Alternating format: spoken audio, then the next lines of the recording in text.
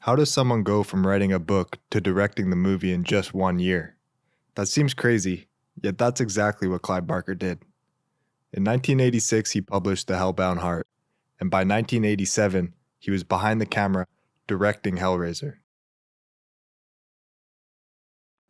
But to understand how Barker got there, we have to go back, before Hellraiser even existed. Barker was always drawn to storytelling, even as a kid. From an early age, he recognized storytelling as one of his true strengths. He even set up puppet shows in his back alley to share his imagination with others. But his real training came through theater. From 1976 to 1983, Barker wrote and directed 14 plays, including 9 with his theater troupe, The Dog Company. This was very important in his development as a storyteller, and although it wasn't a profitable venture, it taught him how to work with actors, create atmosphere, collaborate within a team, and even to make things work within a strict budget. His first mainstream success came with the Books of Blood series, 6 horror anthologies that caught Stephen King's attention and established Barker as a serious voice in horror. But success brought new opportunities, and also new frustrations. In 1985, director George Pavlov approached him about adapting his work for film. This led to 2 projects, Underworld and Rawhead Rex. Both were disasters. Barker himself said he disliked them with a passion. I was appalled by the film stuff that had come previous to Hellraiser, right? There's a movie called Underworld. You can barely get the word out, you see. And Rawhead Rex. And I disliked both of them fiercely. This passion pushed him to do something outside of his comfort zone.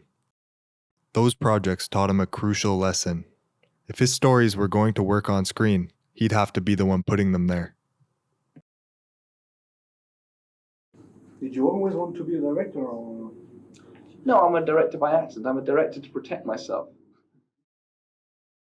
In 1986, after the adaptations, Barker wrote a novella titled The Hellbound Heart with a specific goal.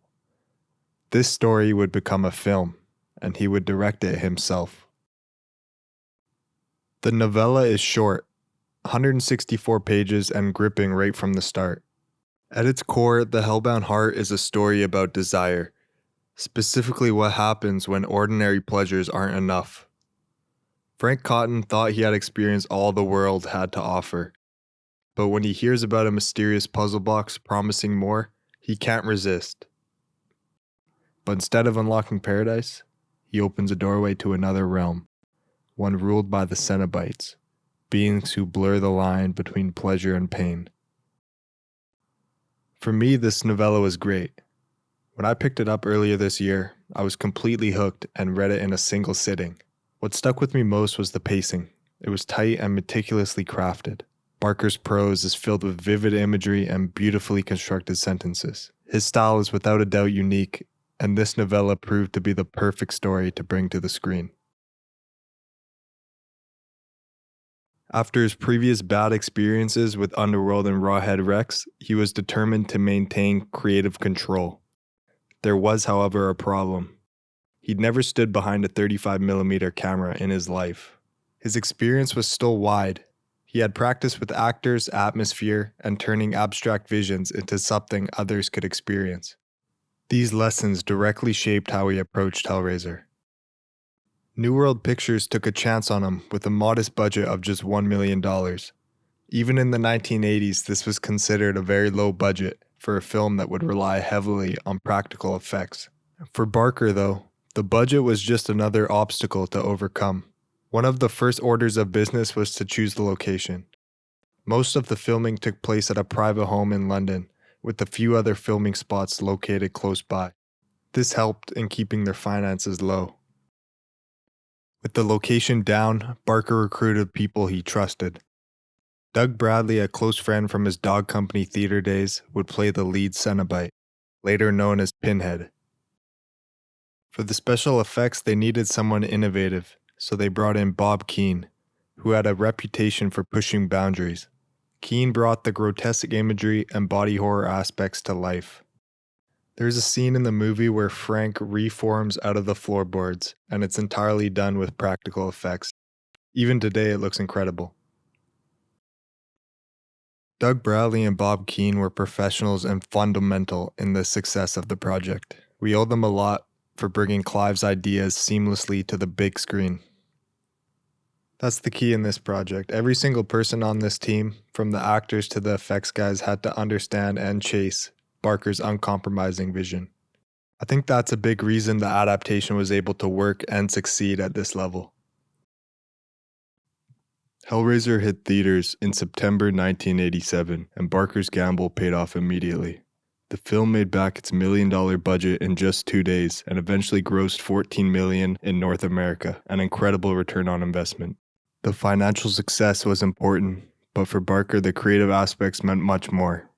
Many of the other horror films at the time relied on familiar slashers and monsters like Freddy Krueger, Jason Voorhees, and Michael Myers. Hellraiser included different monsters. The Cenobites were not mindless killers. Pinhead became an instant icon, precisely because he was unlike anything audiences had seen before. To me, the most unique thing about the film was its subversion of horror expectations. The Cenobites are merely operating on an immoral code, and the darker, more calculated evil comes from the human characters. Hellraiser was a breath of fresh air for horror fans at the time, proving that audiences were hungry for original and thought-provoking horror rather than recycled formulas. Most importantly for Barker, Hellraiser's success validated his decision to fight for creative control. His previous adaptations had failed to capture his vision under a different director, while Hellraiser proved that sometimes the best person to adapt your work is yourself. Hellraiser's success showed audiences Barker had what it took to direct. It also showed his unique philosophy about maximizing his vision across different mediums. He understood that material would have to change depending on the format, and he approached adapting his own work with a critical, excited eye. He shifted the film's focus significantly from the novella, giving the Cenobites expanded roles and making Pinhead more central to the story. What worked as internal horror on the page needed to become visual spectacle on screen, and Barker understood that difference instinctively.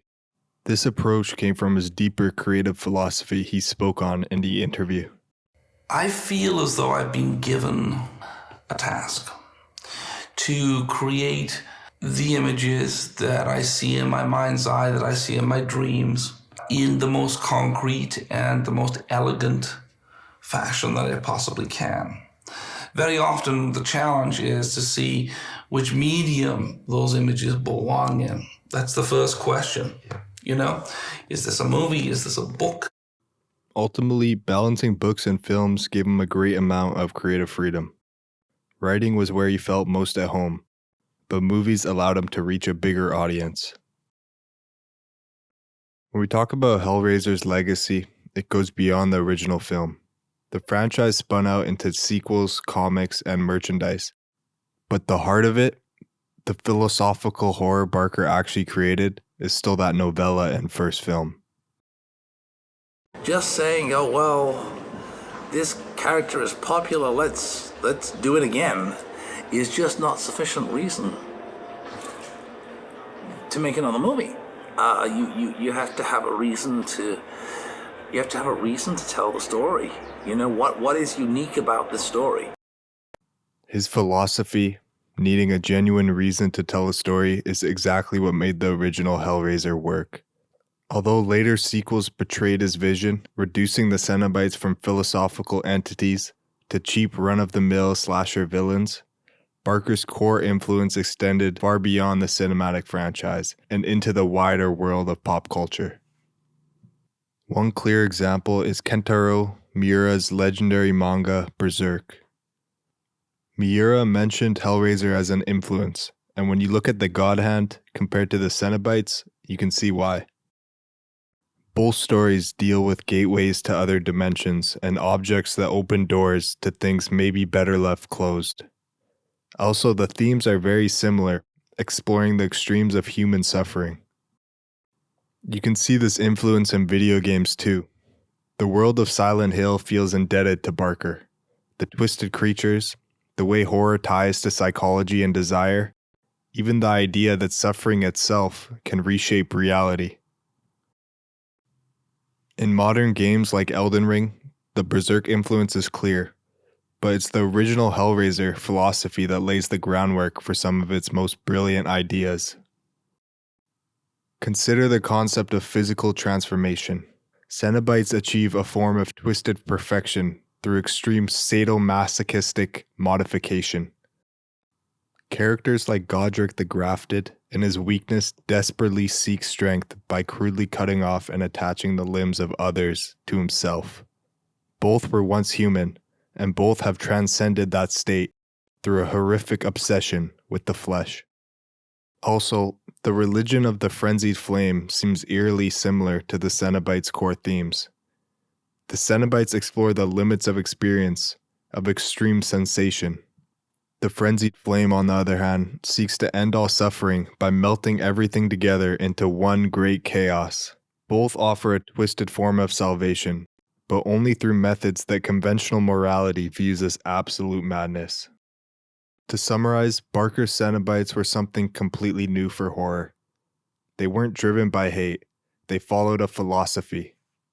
To them, pain was sacred, and experience was something to be pushed as far as it could go. It was a fresh, creative idea that redefined what a monster could be. If you've never read The Hellbound Heart or seen Hellraiser, you've probably felt Barker's influence in something you've watched, played, or read. His vision helped reshape horror and dark fantasy in ways that still echo today. Clive Barker has always been a creator chasing an image in his head, refusing to let go until he found the right way to show it. That's why The Hellbound Heart and Hellraiser still stand out. They were stories he brought to life exactly how he envisioned them, and in the best way for the medium. I've read The Hellbound Heart, watched the first Hellraiser and Candyman, the 1992 film Barker wrote. But I want to dive deeper into his work. Books like The Damnation Game, Imagica, and Weaveworld are all novels that I want to read. So I'll end with a question. What's your favorite Clive Barker work? Let me know in the comments, or if you haven't read him yet, maybe this is your sign to give him a try. If you made it this far, thanks for watching, and I'll see you in the next video. The purpose is making books, making paintings. How many more of those do I have in me?